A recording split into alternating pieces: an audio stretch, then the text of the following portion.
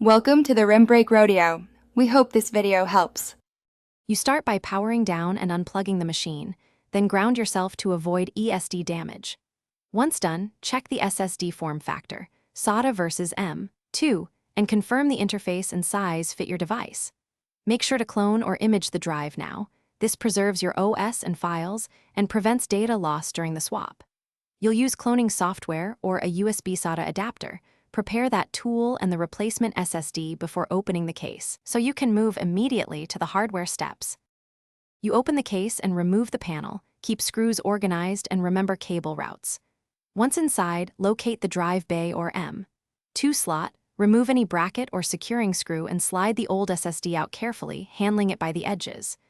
Now align the new SSD into the connector. For SATA, seat it in the bay, then attach the data and power cables. For M2, insert at an angle, press down to the standoff, and fasten the screw. Make sure connections are firm before closing up. You power on and immediately enter the BIOS or UEFI to confirm the new SSD is detected and set it as the primary boot device.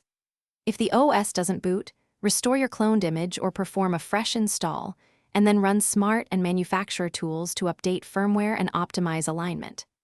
If problems persist, receipt cables, try a different SATA port or power connector, or test the drive externally. These steps isolate connection versus drive failure and get you back. Thanks for watching.